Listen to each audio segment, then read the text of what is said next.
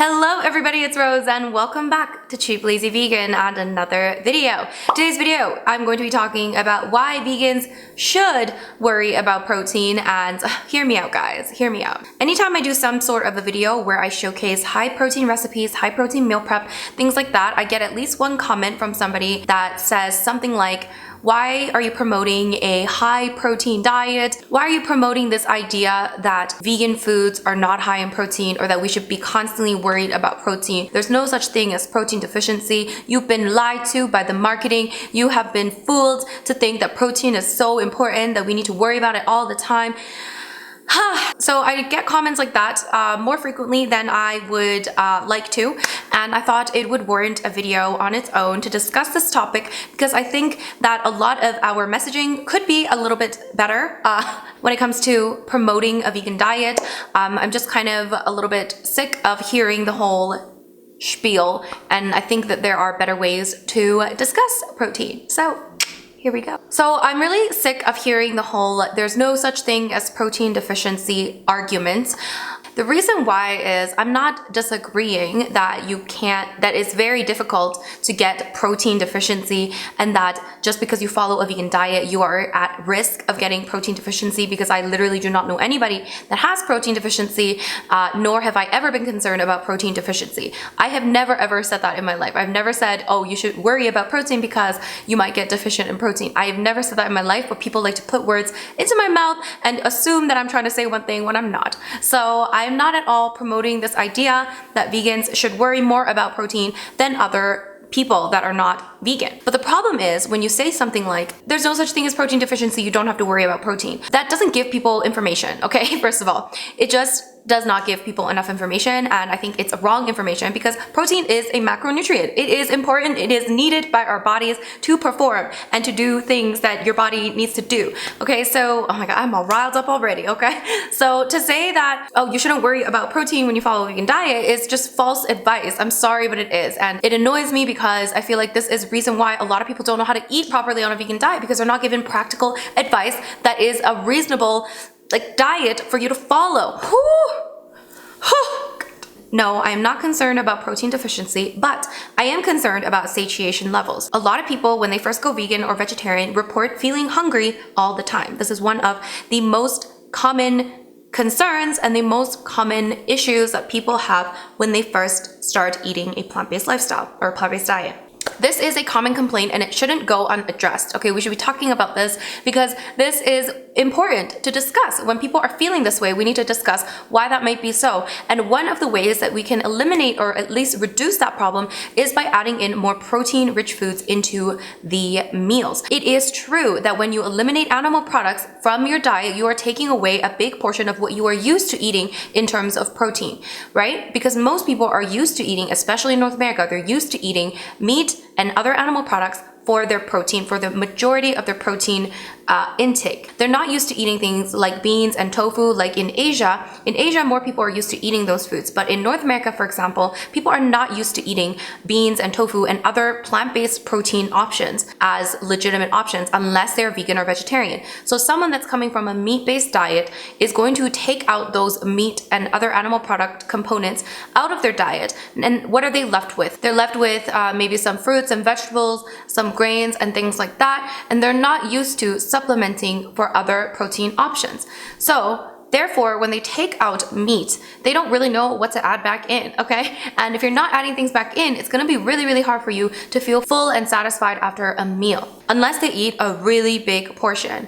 And for someone like me, for example, even if I eat a really big portion of some meal that is high carb, but it's not high in protein, then I actually don't feel fully satisfied and I will get hungry very, very quickly. Even if I eat a very large portion and if I'm eating sufficient calories, if I'm eating a really, really high carb meal and not enough protein in that meal, I feel hungry very, very quickly. That's a problem for me because I don't want to be sitting there eating 1,000 calories and not feeling satisfied. So when I add in healthy plant-based protein sources like beans, lentils, tofu, maybe even mock meat sometimes, but not very often, and other kinds of plant-based healthy proteins into my meals, I feel much more satisfied and my hunger does not come back at me in an hour. You know what I'm saying? All I'm trying to do by promoting higher protein diet is to eliminate this kind of problem or diminish this kind of problem and help people kind of eat in a way that's really helped me eat. The way that I eat, I try to structure my meal so that I have some sort of a grain, some sort of like a carby thing. I try to do whole grain, you know, like brown rice or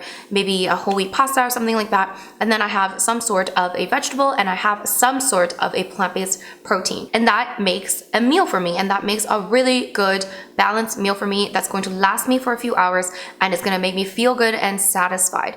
That is the key. So yeah, just because there's no such thing, or there might not be such thing as protein deficiency, as long as you eat enough calories, does not mean that you're eating the most beneficial diet for you at that time. You could literally be eating like donuts and cake and pizza and still get enough protein. Does it mean that you are getting an optimal amount of nutrients into your body? No. Just because you don't have protein deficiency does not mean that you're getting the optimal amount of whatever into your body. When I show recipes that are higher in protein, I'm not actually trying to show people that, oh, here are the dangers of a vegan diet. You could potentially be low in protein. You should be worried. I'm actually doing the complete opposite and showing people, actually, here are protein options for vegans and vegetarians. Plant-based protein options. There are so many out there. Let me show you an entire playlist of plant-based high protein recipes that you could eat. And there are so many. This is one of the things that really bothers me about vegan I guess messaging. It's this like idea that you'll be fine as long as you're vegan, you'll be fine. And that annoys me because I don't think that people are thinking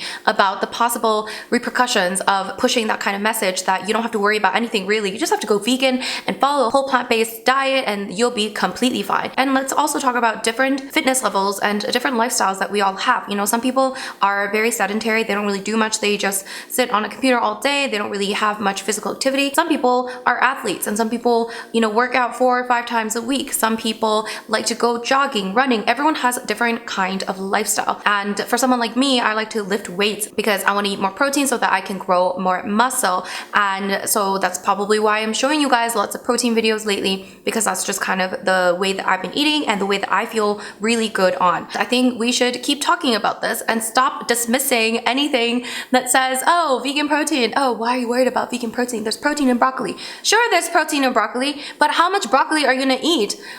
Who sits there and eats like a giant bowl of broccoli for protein? Like, I get it, there is a lot of protein in broccoli, but it's also pretty low in calories. So you're gonna have to eat a lot of protein, a lot of broccoli to get like a certain amount of protein. This kind of like messaging is just like a little, like I kind of get it, but I kind of don't, you know, like those comparisons of broccoli and steak when it comes to amount of protein. I get it. I get the messaging. I understand what it's saying. There is more protein in broccoli. Technically, for like 100 grams of broccoli versus 100 grams of steak, there is going to be more protein in broccoli. But think about how much broccoli you have to eat to get like a certain amount of protein. So you're going to have to eat a lot of broccoli. And there are much more efficient ways to get protein other than broccoli. Like, why are we talking about broccoli? Like, there's more efficient ways to get protein. Tofu, beans, lentils, like all of these really, really good things that you can get protein from, not from broccoli. Like, yes, broccoli is great and it's amazing and it's wonderful, but I'm not gonna get my protein from freaking broccoli. I mean, look what happened with the high carb movement. The high carb movement was huge for a very long time. Not for a very long time. For a few years, it was huge, okay? It was all everyone could talk about was this high carb, low fat, low protein, 80-10-10 style diet where you're eating 80% of your calories from carbs and 10% from fat and 10% from protein. At one point, I really kind of believed in this idea. I saw all of these people that were like really, really slim and lean, and they were eating like super, super high carb, and they were eating so many calories. And I really just kind of thought, wow, is this how I'm supposed to eat? And then a lot of people started coming out after a while being like, okay, no, this made me feel too bloated. This made me feel too full and not satisfied. And like so many complaints came in. So, and I know that that diet works for some people, like the high carb, low fat diet. It does not work for me because I just don't feel satisfied on fruit and just eating rice. You know, I like to have proteins in my diet. It just makes me feel more satisfied, makes me feel better. And I'm not trying to get like super skinny. That's not not my goal here. I want to like gain some muscle. So we have different goals, different lifestyles, different ways that we were brought up. So yeah, there's nothing wrong with promoting higher protein vegan diet. I think it's necessary. I think it's good. I think it's good that we are talking about different kinds of vegan diets that people could follow, so that people don't think that they have to follow exactly just one kind of diet. There are a lot of people that are interested in fitness and health that are interested in a higher protein diet, which is why I am continuously promoting this. So that is my little rant for the day. I hope you guys didn't mind my little rant. And I know people have pure intentions. I'm not saying that people have any bad intentions or anything like that. But I think that we could really just try to be a little bit more practical when it comes to our advice and stop just throwing things aside as if it doesn't matter. Like, you know, protein. Protein does matter, guys. It's a macronutrient. It's pretty important to our bodies. All right, you guys, so that's pretty much it for my little rant. I want to know down below, what kind of diet do you follow? What kind of meal structure do you have? Do you follow something similar to me where you have like a grain and then some sort of plant-based protein and some veggies and maybe some healthy fats on top? That's usually how I like to structure my meals. So let me know, how do you like to structure your meals? What kind of vegan diet do you follow? Do you do the whole high carb, low fat thing? Do you do the whole high protein thing? Are you just kind of like a whatever vegan? What are you? Let me know. Or maybe you're not even vegan. Maybe you're just interested in a vegan lifestyle, and that's great as well. Anyways, if you enjoyed this video, of course, give it a big thumbs up. If you're new to this channel, don't forget to subscribe, and I'll see you in my next video.